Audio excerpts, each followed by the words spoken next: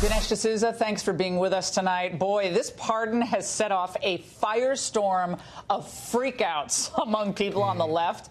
And today we had an especially big freakout from a former Obama U.S. attorney, Barbara McQuade, who was on MSNBC this morning. Let's watch.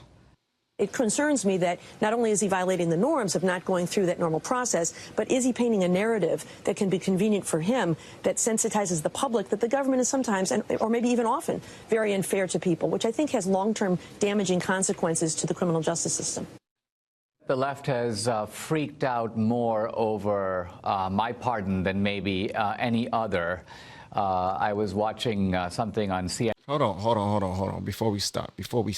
He was pardoned for, was he pardoned? Did he actually commit a crime? That's one. What crime did he commit, and why was it, why was he pardoned? Was he pardoned because he was conservative, or was he pardoned because he was innocent and was wrongfully convicted? Because I understand that he had a huge beef with Obama, and Obama was the one that got him, well, I guess sent the dogs after him from the way he feels like it. So I would like to know more about that, if you don't mind, than maybe from your perspective. Any other. I was watching something on CNN, I think it was earlier today or yesterday. These things become a blur. And they were saying how dangerous it is that I got this pardon. And I was thinking about that, and it occurred to me that I think I know what they're getting at. It's dangerous to them. It's dangerous to their ideology. And it's dangerous in a way that other pardons, I mean, think of the Clinton pardon of Mark Rich. You've got a guy here who's an international arms trader and possibly a tax fraud and involved in all kinds of rackets. But he's not dangerous to the ideology at CNN. In fact, he helps to support progressive causes. He gives money to the Clinton Foundation. I, on the other hand, am a non-white immigrant. I came to America with $500 in my pocket. And I've been exposing the whole progressive ideology. So I'm dangerous in that way. They're right about that. John Avalon on CNN today was also, I mean, again, the media, the Democrats, the Never-Trumpers, they're all questioning why this occurred. And let's watch. What are you supposed to think about this? Yeah. I think you see this as the power of the presidency means a get-out-of-jail-free card. But this is also someone who's been a self-styled conservative intellectual who's really just been a Twitter troll for a long period of time right now, appealing to all the worst instincts and conspiracy theories. Well, wow, he called him a Twitter troll. Wow. He's removing all intellectual benefits of him speaking, period. It's like, you're just a troll, bro. You just find out what the other side is pissed off at, and you nag at it. You just pick. You're lacking any substance. You're not even trying to solve anything. You're not trying to be instructive at all. You're just raising hell. That's what he's saying about Dinesh D'Souza. Now, Dinesh is about to probably tear him a new butthole. Appealing to all the worst instincts and conspiracy theories. Well, I've never alleged any conspiracy by anyone. What I have done is expose the sordid racist history of the Democratic Party, a history that actually continues to the present. I've also exposed a lot about Obama. Look, Obama would not have indicted me if I didn't make a film that deeply upset him. I didn't just go against his ideology. I kind of got into his head. And sometimes when I speak on campus, people go, well, gee, Dinesh, what makes you think that Obama even saw your dumb movie or even cares about anything you have to say? Well, the reason I think that is because he was attacking me on his personal website, barackobama.com. So there you go. This is a narcissistic president who believed in the vendetta and recruited goons like Eric Holder and Preet Bharara to then carry his water for him, to go after me. And every little CNN indication of my case shows that subscribe to their liberal ideology, Dinesh.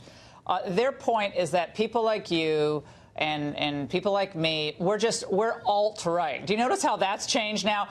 You're not a conservative, and you're not winning in the arena of ideas.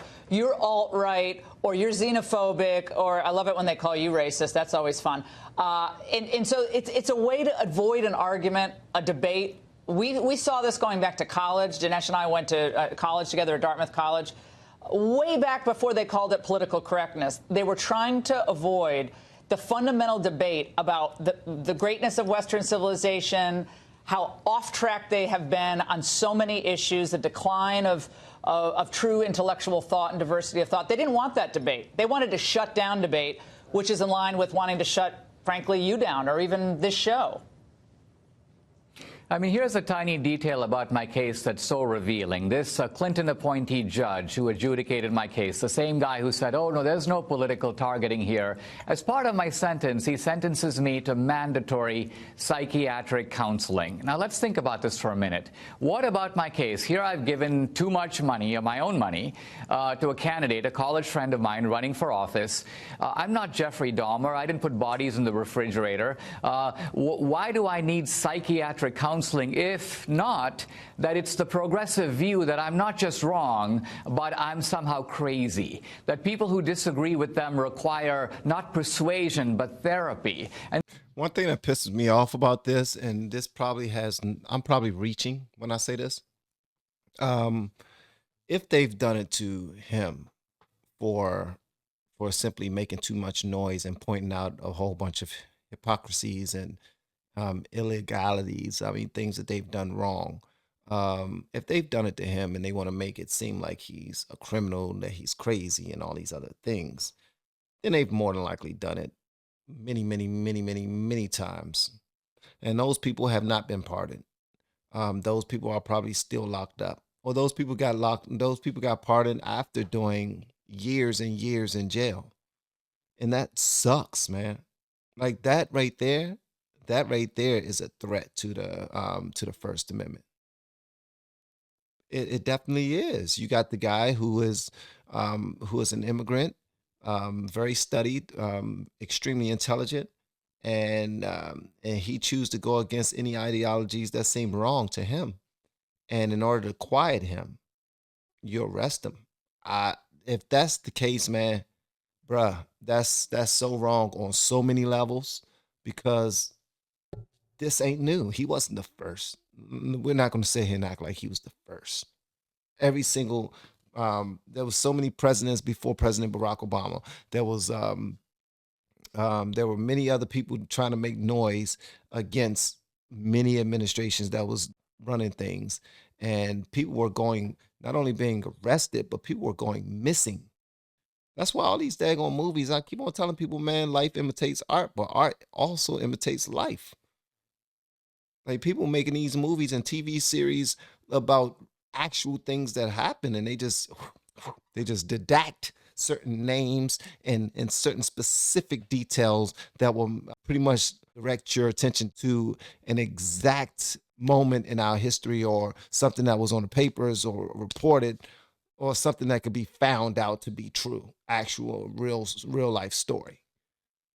That's scary. I don't know how y'all look at it, but that's pretty daggone scary, man. And so this is a kind of re-education project that was attempted on me, and finally the judge just became super frustrated, and he threw up his hands and basically said, the re-education has failed. This man cannot be psychologically rehabilitated, which I took as a great compliment. Yeah, well, they tried, Dinesh. They should have put you up on the rack. Maybe they should have waterboarded you. That would have actually been an enhanced interrogation that they would have supported on the left. Dinesh, I also want to get your thoughts on some comments made tonight by Steve Bannon, featured tonight on CNN. He seems to be re-entering the public arena. He's been over there in Italy, maybe working on that populist movement over there. But he said this regarding the Mueller investigation. I've been a big proponent of Mueller. I was the guy that said, don't fire Comey. This thing's petering out. I've always said, he's a combat Marine, great individual. That ought to play out as it's going to play out. In fairness, Laura, I just don't know what to make of it. I mean, I will say that actually Mueller was the head of the FBI when my case first surfaced, and the Congressional Oversight Committee had been trying for a while to get my FBI file and couldn't. And then finally they got it redacted, but in it identifies me as a prominent critic of Obama.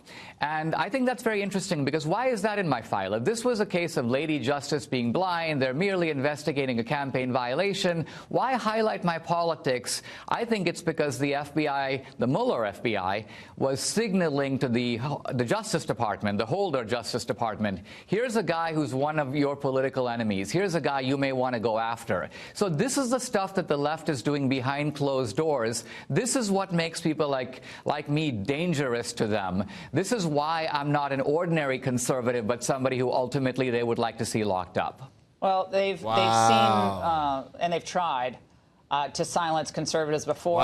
Again, going all the way back to college campuses. They shut down speakers. You've had problem on college campuses.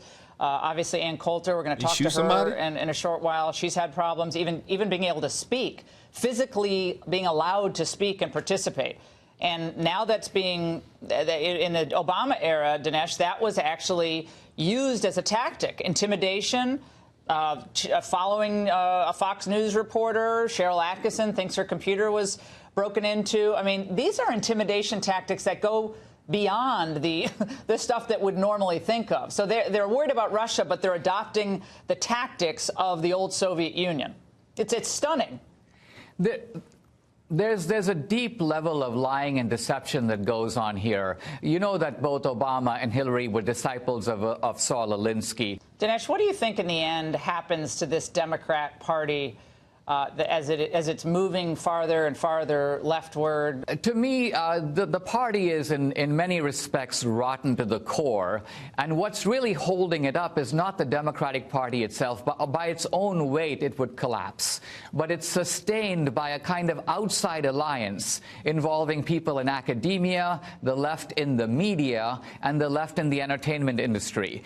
The left controls these three megaphones of our culture, and they can put out a huge amount of big lies and disinformation as long as that continues. So they're what's holding up the Democratic Party right now. They're the cover-up artists for this party. Dinesh DeSouza, thanks so much for giving us your first primetime interview after the pardon from President Trump. Thanks you very Dinesh. much. So this was his very first primetime interview. And as soon as he got out the blink, out the clink, out the joint, out prison, out... How many ways can you call it? Out the slammer. Huh? All right. So everyone knows how intelligent this gentleman is. And it seems like he's not lacking integrity. What exactly happened? And why was he arrested in the first place? Did he know that what he was doing was unlawful? Do you guys hold him up for committing that crime because to you it was necessary? You know, like protesting. Sometimes you get arrested for protesting. You know what I mean? Necessary arrest. Or, you know what I mean? I don't know what it was. But if y'all can help me out with that, that would be amazing. But I would love to hear everything y'all want me to hear in the comments below. And if you have yet to hit that subscribe button, please make sure you do so on your way out the door. Once again, guys, I'm Van, and now we are all the LFR family, and I look forward to seeing you on the next video, and hopefully inside of the Patreon as well. Y'all have been amazing, per usual. Thank you for clicking play, the notification bell, all that. Love y'all, man. See you next time.